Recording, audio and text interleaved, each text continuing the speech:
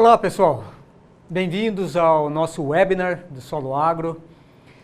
Hoje nós vamos falar sobre adubação foliar, alguns conceitos, algumas aplicações. Logicamente que em 50 minutos fica muito difícil para a gente abordar o assunto de uma maneira ampla e aprofundada. Então, nós vamos dar um repasse em alguns conceitos, né, algumas aplicações. Lembrando que ao final, né, nós temos 50 minutos de webinar e depois nós vamos ter um intervalo de 10 minutos e na sequência nós vamos estar respondendo as perguntas. Então, fiquem à vontade para fazer perguntas, né, que ao final nós vamos estar respondendo a talvez uma boa parte delas.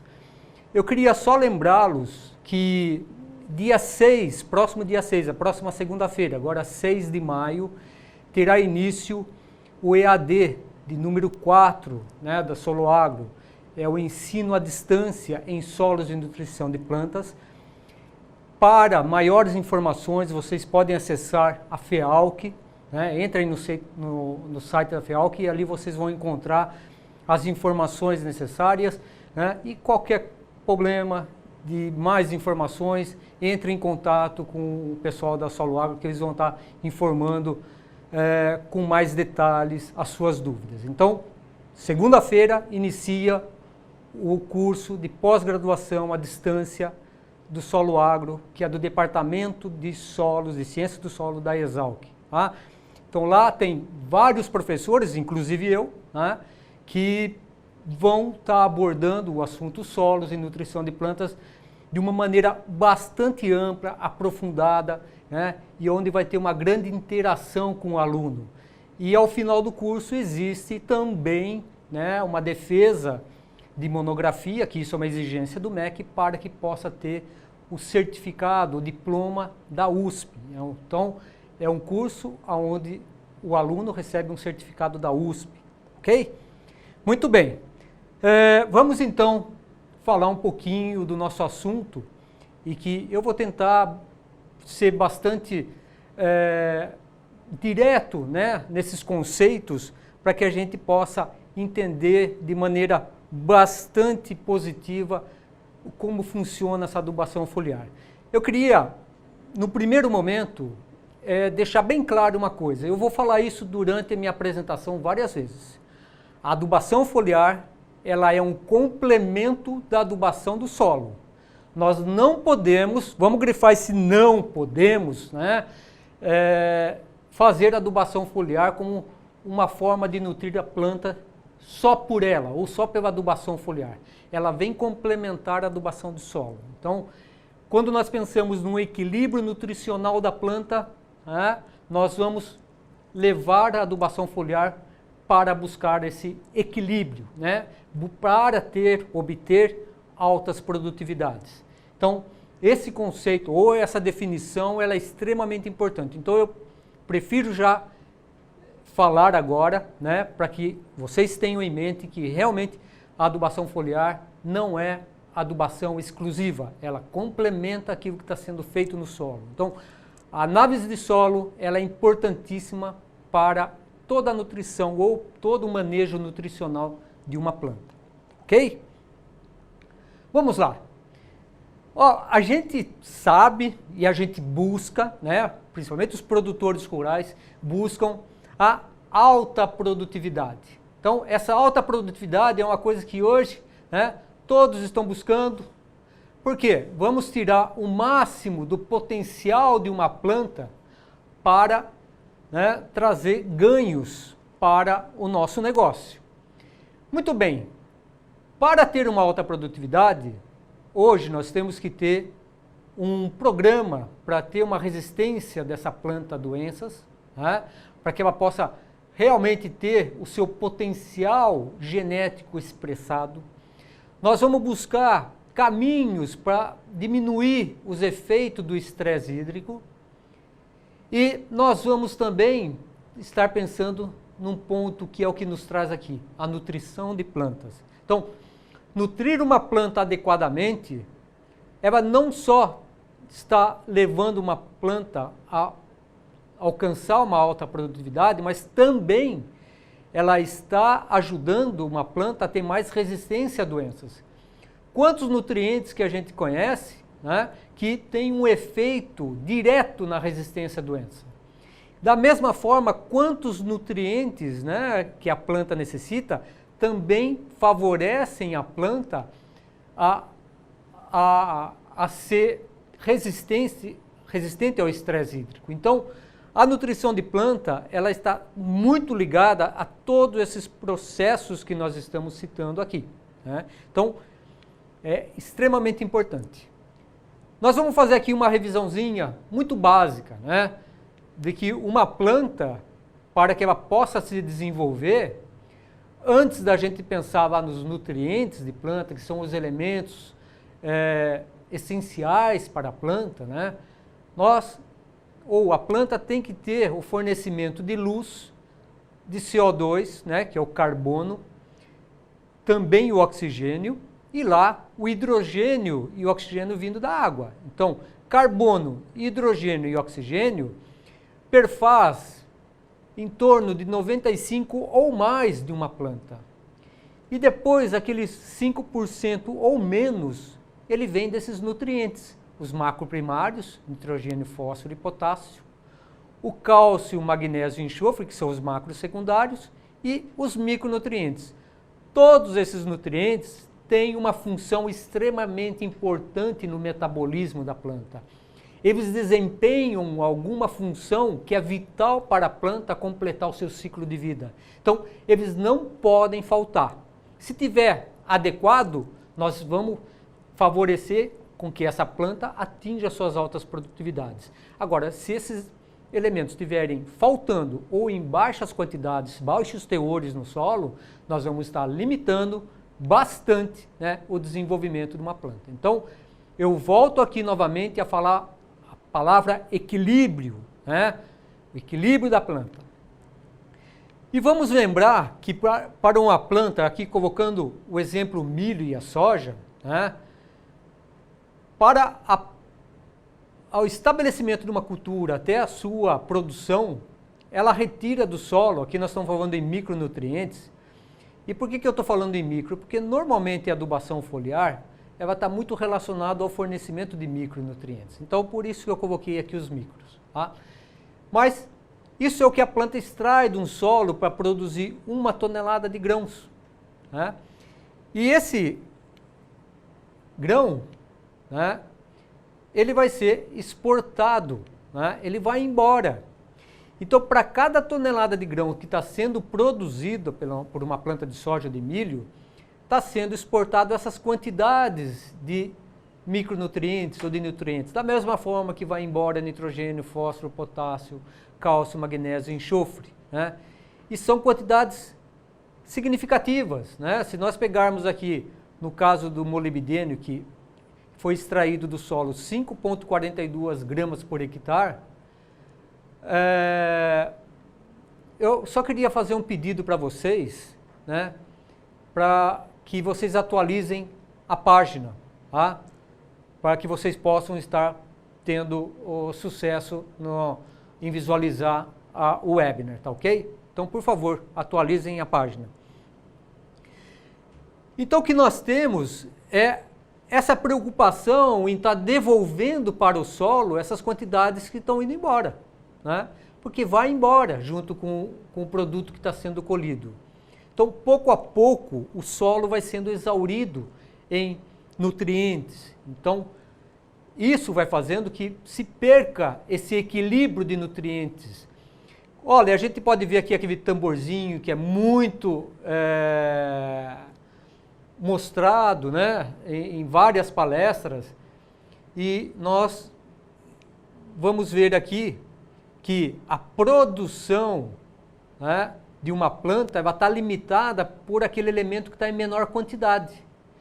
Sempre nós pensamos em colocar o NPK, então nós vamos elevar o NPK até o nível de equilíbrio, mas se nós não pensarmos no zinco, no manganês, eles podem estar limitando essa produtividade, né, que é almejada para uma planta.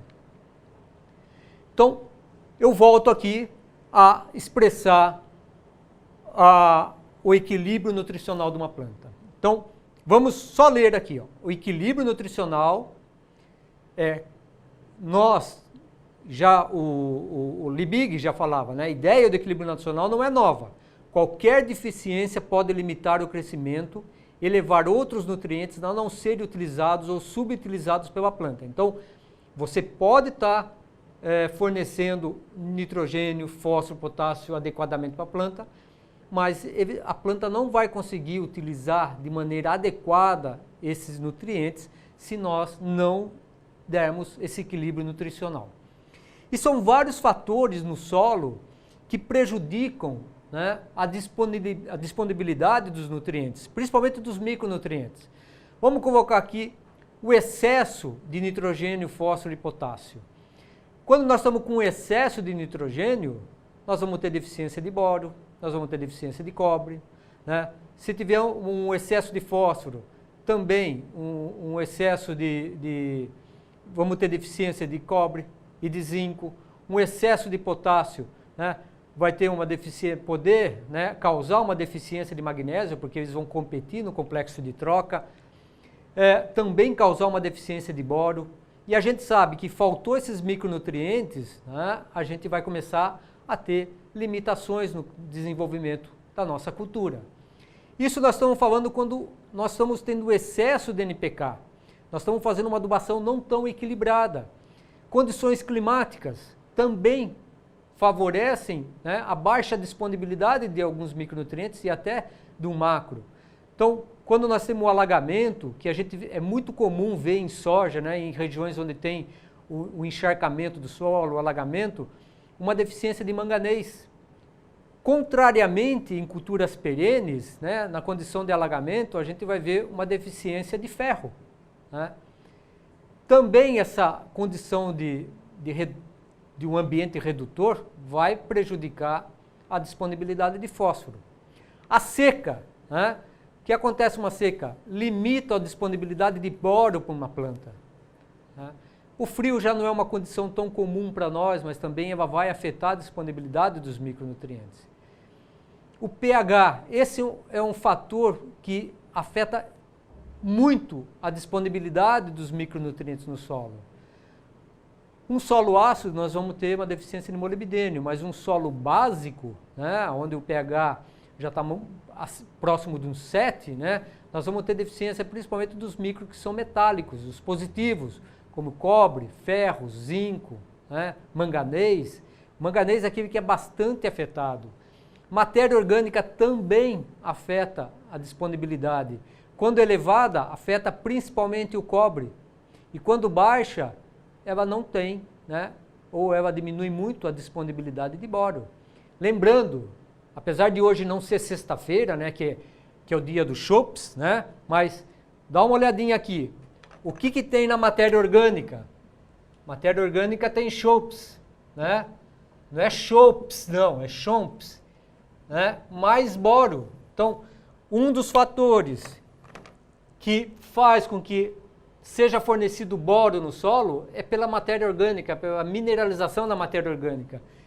Então, quando a matéria orgânica é baixa, nós vamos ter um baixo fornecimento de boro, que pH baixo, bactérias não estão tão ativas e diminui essa mineralização da matéria orgânica.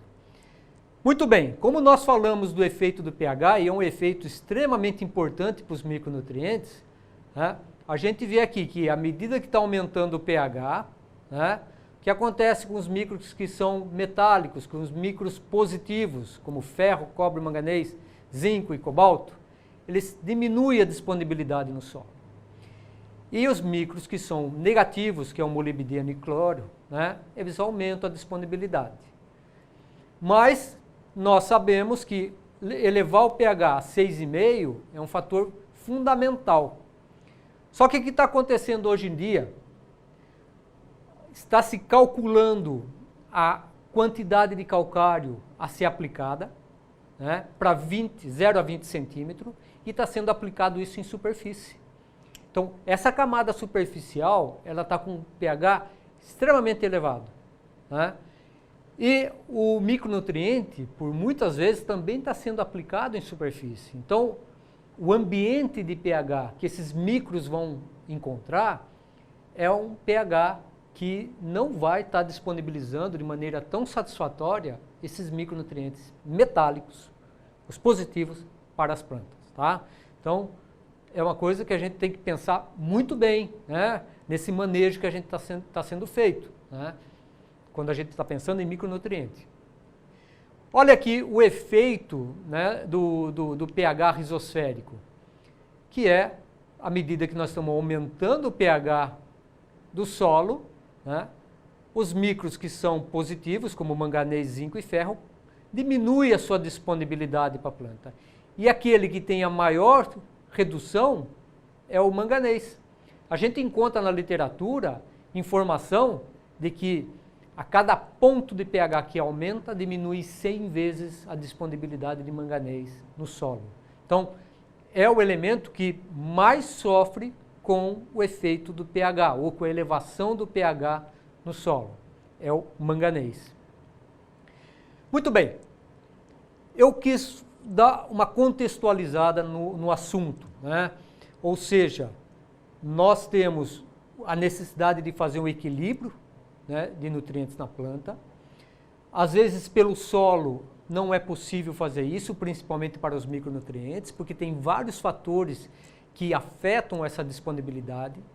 Então, qual é o caminho de nós realizarmos esse equilíbrio nutricional da planta? É através da adubação foliar, né? Então, nós entramos aqui na adubação foliar, vamos fazer uma definição dessa adubação foliar.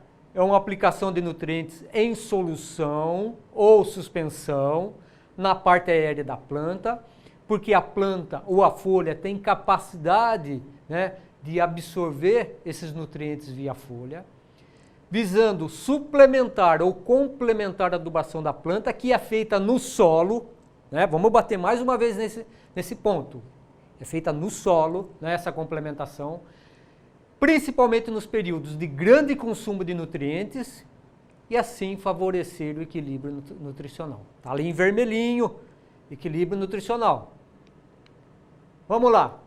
Essa prática objetiva, o fornecimento de micronutrientes, principalmente micronutrientes, evitando problemas que limitam o fornecimento via solo. Então, está aí mais uma vez frisado que nós temos problemas, né, de fornecer via solo. São vários fatores e que a adubação foliar vem a ajudar a complementar essa adubação.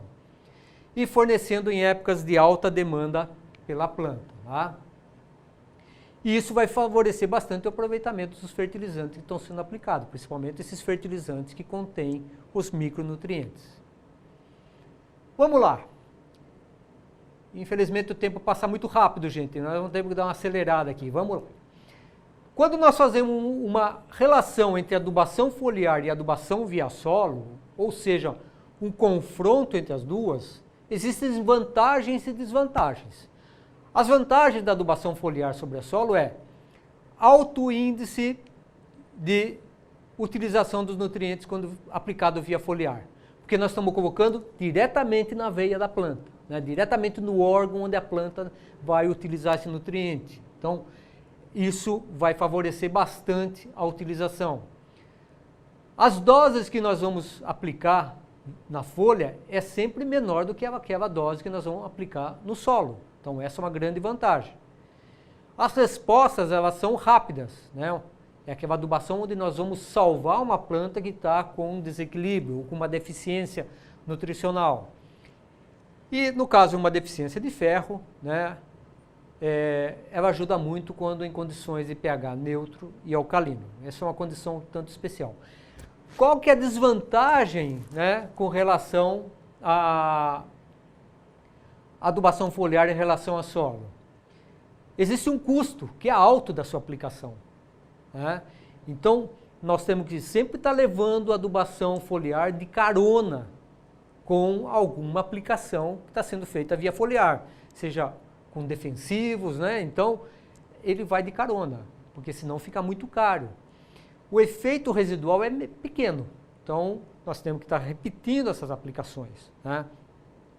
E essas repetições, elas vão se tornando caras, né? Então, por isso que nós concentramos essas aplicações na época de maior demanda da planta. E também, como sempre o micro vai junto ou misturado, né, numa cauda de pulverização, junto com fungicidas, com herbicidas, né, o que vai acontecer? Há problemas de antagonismo, há problemas de incompatibilidade, e isso pode, né, causar problemas, né, de ordem física, como precipitados, entupimento de bicos. Então, é sempre bom, antes de uma aplicação, fazer uma mistura prévia para ver a compatibilidade desses produtos. Nós temos 3 tipos, né, de adubação foliar. A primeira é a adubação foliar preventiva, aonde ela é feita normalmente em condições de baixa tecnologia. Então, vai ser aplicado o nutriente, um ou mais nutrientes, né, como uma forma até de desencargo de consciência, prevendo que possa ocorrer uma deficiência, e pode ser que o seu solo tenha esse nutriente e o fornecimento possa causar até uma toxidez, né, na sua planta, ou não seja o suficiente. Então, essa não é a melhor forma de nós fazermos, né? A corretiva, usada quando se constata uma deficiência e se aplica nutriente requerido, né? Então, essa aqui é quando você visualiza que a sua planta está com uma deficiência, você sabe qual é o nutriente e você acaba aplicando ele para salvar a sua planta, né? Então, é aquela aplicação corretiva. Então, como o efeito da adubação foliar, ela é rápida, né? Então, é possível salvar essa planta ou fornecer e corrigir essa deficiência, né? Mas é preciso ter um conhecimento muito bom de nutrição de plantas para identificar qual é exatamente o nutriente que está causando a deficiência, ok? A análise de folha é uma forma da gente fazer isso, né? A análise de solo é outra forma onde nós vamos identificar os elementos que são faltantes, ou até o histórico da área, saber que o meu solo não tem um determinado nutriente ou a quantidade é pequena, né, e que eu posso estar colocando esse nutriente num programa de adubação foliar. Tá? E depois tem a adubação foliar substitutiva. Ela é empregada para substituir a adubação que seria efetuada via solo, né, mas ela é usada principalmente para micronutrientes e pouco para macro, porque a quantidade de micro que a planta requer é pequena, então é possível você fornecer para a planta essa quantidade de micro, né? Agora, o macro, a planta precisa de bastante, a quantidade é grande, e a adubação foliar normalmente não consegue, né, fornecer a quantidade que a planta necessita. Vamos lá. Quando nós falamos em adubação foliar, a gente escuta muito, mas muito mesmo. Ah, a adubação foliar não funciona. Ah, eu não consegui resultado positivo. E aí eu pergunto para vocês, será que vocês atenderam todos os fatores que podem interferir no sucesso de uma adubação foliar? Se nós olharmos no quadro, nós vamos ver que existem vários fatores, tanto relacionados à própria planta, como ao ambiente e como à solução que você está aplicando.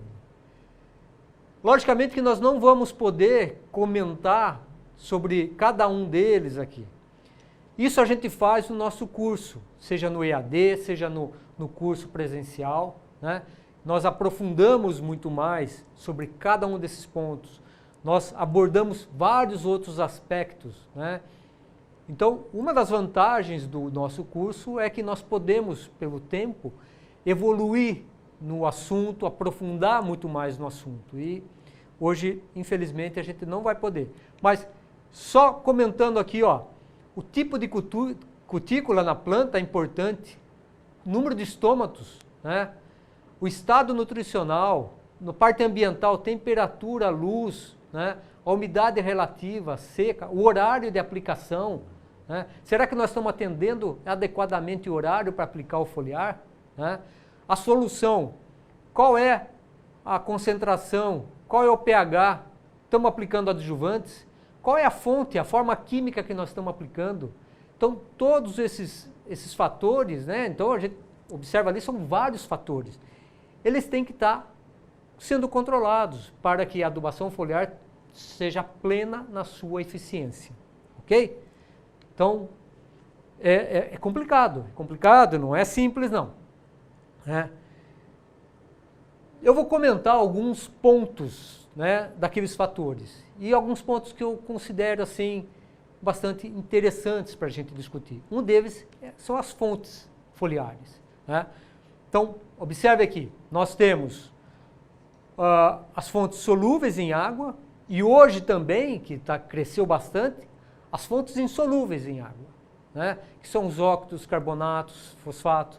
E as fontes solúveis, nós temos os sulfatos, cloretos e nitratos, né? Que são as fontes mais comuns de uso, principalmente as fontes sulfatos. Né? Nós vamos fazer um comentário aqui sobre as fontes solúveis, né? Onde nós temos a fonte sulfato, que é a mais tradicional e usual. Né? Nós temos os cloretos, que pelos trabalhos de pesquisa ele tem um efeito, né, agronômico maior, com maior eficiência. Né? E os nitratos, que está muito colocado entre essas duas fontes em termos de eficiência. Mas vamos observar um pouquinho essa tabela. Essa tabela mostra o quanto, aqui está mostrando a velocidade de absorção foliar dos nutrientes quando aplicado na forma sulfato. Né? Aqui o tempo para que a planta absorva 50% da quantidade de nutriente aplicada. Então, nitrogênio, quando na forma de ureia, leva de meia hora a 2 horas. Né? Fósforo, de 5 a 10 dias para 50%. Né? Quando a gente vem aqui nos micros, zinco e magnésio, 1 a 2 dias para absorver 50%. Eu coloco essa tabela e os meus alunos já estão acostumados a me ouvir a falar dessa tabela. E eu sempre cito uma conversa que eu tive com o professor Malavolta, que eu acredito que muitos de vocês devam conhecer, um dos maiores, né, pesquisadores na área de nutrição de plantas que nós tivemos no Brasil. O professor Malavolta uma vez falou que ele não conhece o autor dessa tabela, né, porque esses tempos são tempos extremamente longos. Né? Então, pode ver que não tem aqui a citação. Então, a gente não conhece quem fez esse trabalho. Eu pouco levo em consideração esse trabalho. Então, um trabalho que eu gosto muito de citar é esse trabalho que o professor Malavolta desenvolveu com o café, onde ele retirou as folhas que foram tratadas com as fontes cloreto de zinco, nitrato de zinco, sulfato de zinco e um quelato de sulfato de zinco. Né? E depois, além de coletar as folhas que ele tratou, ele coletou as folhas que estavam acima das tratadas e as folhas que estavam abaixo da tratada. Também coletou caule e ramos abaixo, caule e ramos acima e as raízes. Ou seja, o professor Malavolta esquartejou a planta de café para analisar o que estava acontecendo com essa planta, né? Depois de uma aplicação, né, de adubos foliares com fontes foliares. Vamos lá nas folhas que foram tratadas. O cloreto teve uma absorção mais eficiente. Depois veio o nitrato, depois veio o sulfato. E foi o que nós comentamos atrás, né, no slide anterior. E o quelato, ele teve um valor aqui intermediário, né, aqui entre o cloreto e o sulfato, né, um pouquinho abaixo do nitrato e acima do sulfato. Tá? Só que, quando nós analisamos as outras partes da planta, a gente observa que o único que teve uma translocação na planta foi aquele que foi quelatizado. Né? As outras fontes convencionais, solúveis, não teve esse mesmo desempenho que o quelato. Mas, enfim, nós mostramos aqui, né, que o cloreto tem uma eficiência de absorção maior do que as outras fontes. Bom, vamos lá. No trabalho que o Caetano fez, ele trabalhou com citros, né, que a gente sabe que tem uma cutícula um pouco mais espessa, da mesma forma que o café, do que as plantas anuais, tem uma dificuldade maior de absorção. né? Mas ele mostra aqui que as fontes sulfato de zinco, né? Vamos trabalhar aqui com sulfato de zinco.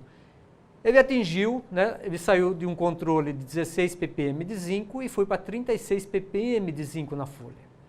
Da mesma forma, ele conseguiu com o cloreto chegar a 36. O que modificou aqui? Foi a dose aplicada.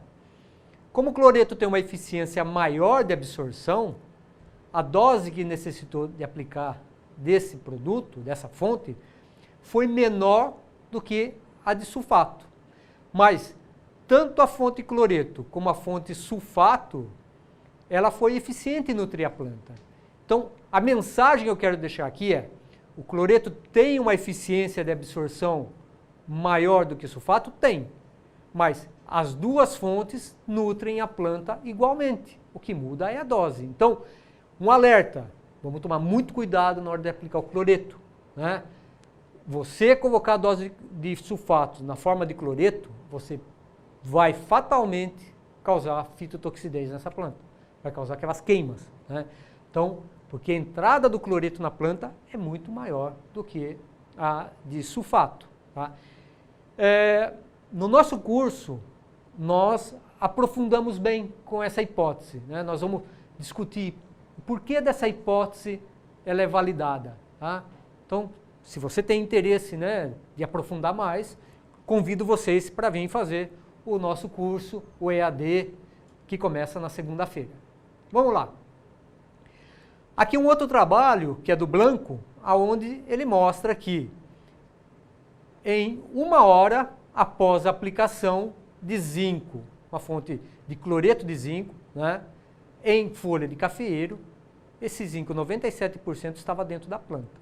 Então, para você observar como a velocidade, né, com que a planta absorve a forma cloreto é alta, né? Aí ficam as dúvidas, né? Será que a planta consegue aproveitar todo esse zinco que entrou? Uma interrogação, né? Seria bom a pesquisa nos dar essa resposta, né? Aliás, tem muita coisa que a pesquisa ainda não nos respondeu a respeito da adubação foliar, a respeito das fontes, né? Então, ele tem uma vantagem de entrar rápido, porque se chover, você não perde. Agora, o quanto que a planta vai aproveitar desse zinco, nós não sabemos. Pode ser que não seja...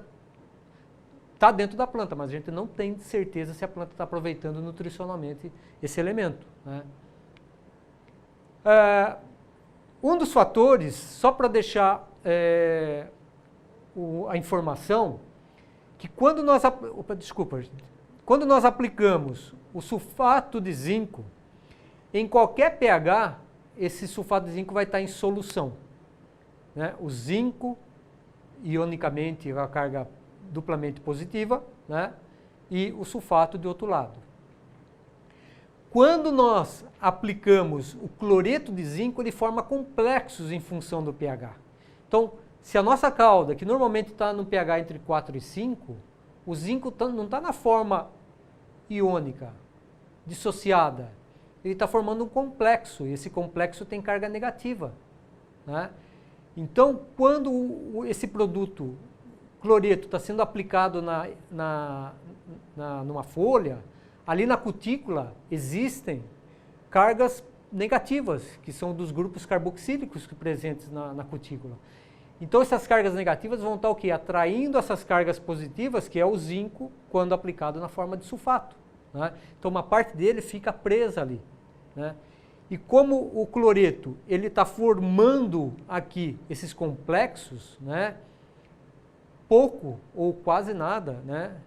Eu não saberia dizer se ainda tem alguma coisa que fica preso, né?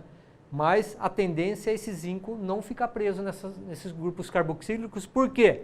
Ele tem carga negativa, igual do grupo carboxílico, né? Então, ele vai acabar passando reto. Então, esses são os canais, né, que a gente chama de canais ionóforos, né, onde o cloreto está arrastando para dentro da planta de forma rápida, né, os micronutrientes positivos que estão complexados com ele, tá? Diferente de quando tem que ser absorvido aqui pela camada lipoproteica, que tem que ter algo um transportador, né, que leve ele para dentro da planta, gastando energia e tudo mais, tá? Vamos lá. Então, aqui, exemplificando mais uma vez, esses canais que preferencialmente é ligado ao cloro, né? Ou nós temos aqui os quelatos, né? Então, os quelatos, que protege aqui em vermelho um micronutriente, fica com carga zero e que tem afinidade com essa carga lipoproteica e ele consegue, vamos dizer assim, entre aspas, escorregar por essa camada e entrar um pouquinho mais rápido dentro da planta. Ele vai mais lento do que a fonte cloreto, mas é um pouco mais rápido do que aquelas fontes que têm a dissociação, tá? Esses fertilizantes quelatizados é uma combinação de um agente quelatizante com um íon positivo, nunca vai haver um quelato com uma fonte negativa, nem com uma fonte carga zero. Então, quelatizar boro, quelatizar molibdênio não é uma coisa que pode se fazer, mas nós quelatizamos manganês, cobre, zinco, ferro, né? São aqueles positivos, tá? E o que uma planta ela deseja de um quelato, né? Primeiro, que seja facilmente absorvido pela planta. Então, que esse é o objetivo, nós estamos aplicando nutriente, nós temos que colocar ele dentro da planta, né? Que seja facilmente translocado dentro da planta, porque ele possa ir em outras regiões dentro da planta onde esse nutriente vai estar funcionando nutricionalmente, né? E que seja decomposto, ou seja, quebre esse quelato e libere o nutriente. Porque se ele ficar preso dentro do quelato, esse nutriente não está disponível para a planta aproveitá-lo nutricionalmente, tá? Então, e um outro ponto positivo é quando nós quelatizamos um elemento, né, dentro do tanque, ele vai ter pouca possibilidade de reagir com outros nutrientes ou com outros produtos. Então nós temos uma proteção maior. Muito bem, rapidamente nós falamos sobre as fontes solúveis. Agora eu gostaria de comentar muito rapidamente sobre as fontes insolúveis. E eu sempre gosto de citar o trabalho da Luísa Oliveira Macedo, que eu fiz parte da banca da dissertação dela. Foi um excelente trabalho, eu acompanhei esse trabalho, né? Ela trabalhou com fontes insolúveis, que ela chama de pouco solúveis, em citros e em café. Como eu disse anteriormente, são duas folhas que têm uma cutícula de maior dificuldade de absorção. E mesmo assim, os resultados delas são muito positivos. Eu vou mostrar somente esse primeiro aqui do boro, né? Porque o boro e o zinco têm um comportamento muito semelhante, mas o triângulo cheio aqui é a fonte pouco solúvel, né? E a fonte e o quadradinho vazado é a pouco solúvel. E a gente observa que a absorção desses elementos, né, na forma de pouco solúvel foi superior à solúvel. Então, isso dá um indício bastante positivo de que essas fontes pouco solúveis, ou que nós chamamos de insolúveis, elas têm uma capacidade de nutrir a planta, né? Tem vários trabalhos que estão sendo feitos aqui na própria Exalc, né? E que nós podemos abordar isso também depois, né, com mais tempo, aonde tem algumas respostas não tão positivas como aconteceu com o da Luísa. Então, mas esse trabalho da Luísa realmente ele mostra esse efeito positivo. Um outro fator que interfere na adubação foliar é a idade da folha. Uma folha jovem, né, ela tem a cutícula mais fina, tem maior atividade metabólica, tem menor estado iônico interno e isso favorece uma maior absorção. Então, uma folha mais nova, ela tem uma absorção via folha pela folha, né, maior do que uma folha mais velha. Os adjuvantes. Nós comentamos adjuvantes, o adjuvante ele é extremamente importante para que o sucesso de uma adubação foliar, né? Por quê? O espalhante é um caminho para a quebra da tensão superficial das gotas, né? Então, a gota que eu vou fazer só um esqueminha aqui rapidinho, né? Opa, tá desmoronando aqui. Então, nós temos aqui, se uma gota ela cair na folha, a área que ela vai ter de absorção é essa daqui, isso aqui é uma gota normal, né? Se a gente quebra a tensão superficial, essa gota vai se desfazer e vai ter esse aspecto. Então, a gente aumenta consideravelmente, significativamente, a área, né, de contato do líquido ou da solução foliar com a folha. Então, esse aspecto do espalhante, ele é bastante importante para que a gente tenha sucesso nessa adubação foliar.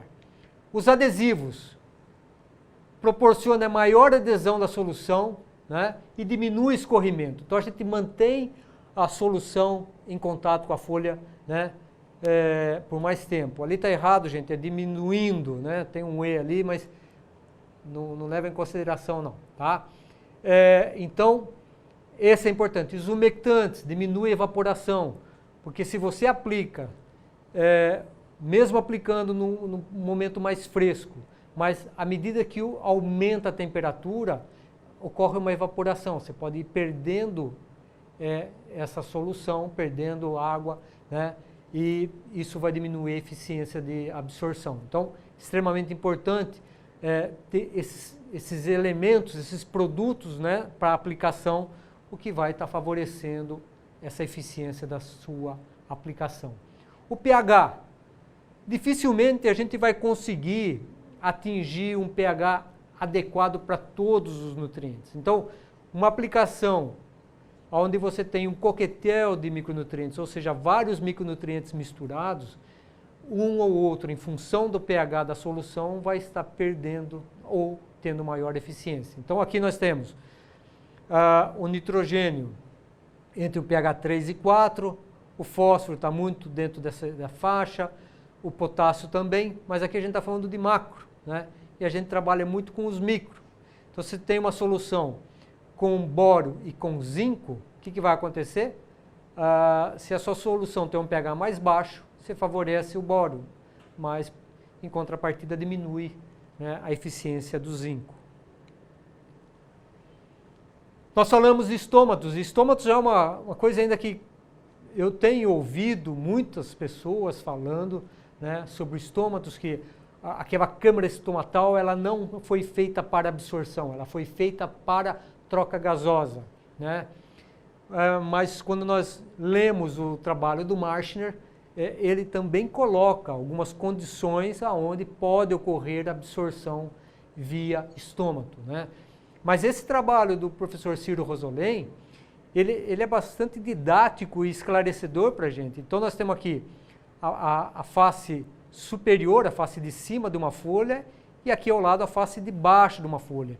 E normalmente na base de uma folha, na parte de baixo de uma folha, onde tem mais estômatos, né? Então, aqui está mostrando em azul mais estômatos na parte de baixo e, consequentemente, uma maior penetração, né, de íons quando se tem mais estômatos, né? Então, mostrando por aqui que os estômatos eles têm um efeito bastante positivo para a absorção. Aqui nós temos um trabalho que mostra muito a relação umidade, né, no efeito de absorção. Então nós temos uma condição de 40% de umidade relativa e outra de 70%.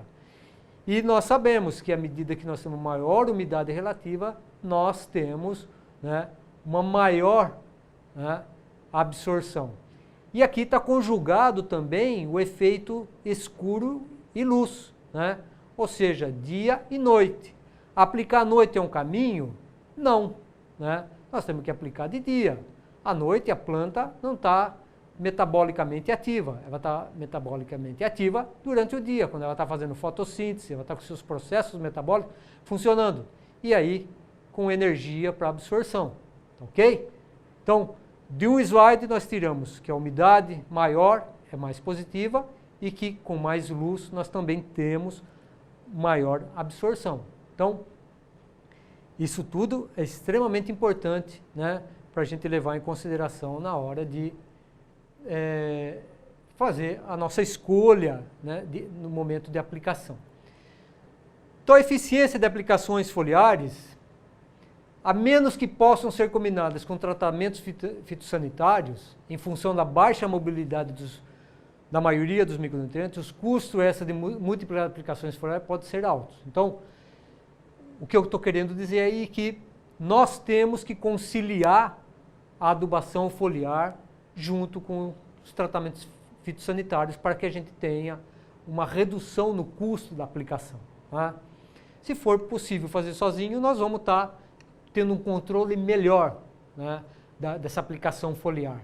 Né? Mas se não, ele vai ter que realmente estar indo junto com o tratamento fitossanitário. Além de problemas estritamente de compatibilidade, a presença de um nutriente na solução pode afetar negativamente a absorção de outro, principalmente nas soluções multinutrientes, porque existe uma interferência, né, de carregadores, né, com um nutriente e o outro. Então, eles competem. Né? E um caminho para a gente diminuir essa competição é quelatizar aquele elemento que está sofrendo com uma competição com o outro. Né? Então, é a tal da inibição, né, competitiva e não competitiva, que eles têm uma disputa por carregadores, né, e isso vai diminuir a absorção de um determinado nutriente. E se você quelatiliza ele, você favorece essa competição, ou favorece a absorção desse nutriente pela folha. Tá? Bom, como algumas considerações finais, bons resultados com a adubação foliar devem considerar os seguintes aspectos. A melhor época para aplicação, nós devemos levar em conta a dose, né, que nós temos que aplicar, né, pensando no qual é o rendimento que nós queremos. Quanto maior o rendimento, quanto maior a produtividade, mais nutriente a planta necessita. Então, nós temos que conciliar isso. Não adianta você querer produzir muito se você não fornece muito nutriente. A fonte, ela é extremamente importante também, né, em termos de eficiência. E hoje nós temos várias ferramentas que ajudam, né, a maior absorção. O local adequado para ser aplicado, então atingir o foco, né? Se você está buscando aplicar para um pegamento de flor, um pegamento de fruto, nós temos que acertar o foco dessa aplicação, né? Senão, não dá, porque principalmente para boro, que ele não tem mobilidade na planta. Então, nós temos que atingir qual é o nosso alvo e atingir esse alvo. Tá? Sempre devem ser consideradas as condições ambientais prevalecentes, tanto no momento que está sendo aplicado, como após. Então, o sucesso da aplicação, ela depende desses dois fatores. O uso de análise de tecido vegetal, ou análise de folha, e solo, elas são extremamente importantes, mas para a aplicação foliar, o tecido vegetal, ela pode identificar problemas nutricionais que você pode resolver através da aplicação foliar. A adubação foliar, embora tenha uma importância muito significativa, né, e cresceu bastante isso na área de fertilizantes, a atenção que ela recebe por parte da pesquisa ainda é pequena. Ou seja, não é o suficiente, ou não é do jeito como a gente queria. Então, nós temos ainda muito a desenvolver nesse aspecto. Então, nós não podemos ver a adubação foliar como um mero adubo de último recurso. No entanto, a qualidade dos produtos e momento de aplicação deve ser otimizado, isso a gente já discutiu. Nos próximos anos, a adubação foliar será cada vez mais como ferramenta de gestão e pode se tornar um elemento essencial para a produção sustentável em muitos sistemas de cultivo. Né? Então, ela vem crescendo e a gente acredita muito que isso vai acabar crescendo muito mais. Eu fiz parte de um dos principais, ou o principal instituto de nutrição de plantas do mundo. Né? Me honrou muito isso. Infelizmente, o IPNI ele deixou as suas atividades no final do ano passado, mas eu trago ainda uma coisa que nós trabalhamos durante muito tempo, que é os 4 Cs, que é a fonte certa, a dose certa, o lugar certo e a época certa. Quando nós conseguimos trabalhar com esses 4 fatores, nós conseguimos fazer com que a adubação seja equilibrada no aspecto ambiental, econômico e social, né?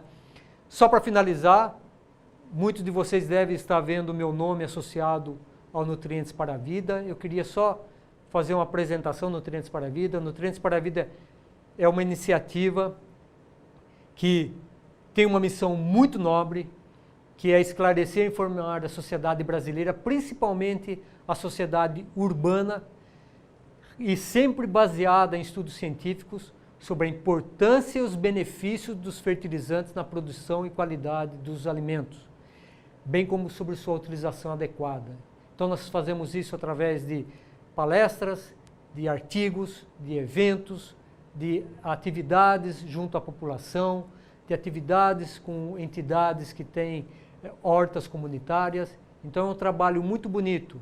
Eu sou coordenador científico dessa iniciativa, o Dr. Heitor Cartarella é o coordenador geral e nós temos uma equipe bastante ativa e que está fazendo vários trabalhos. Eu queria só lembrar uma coisa, antes de estar agradecendo, né?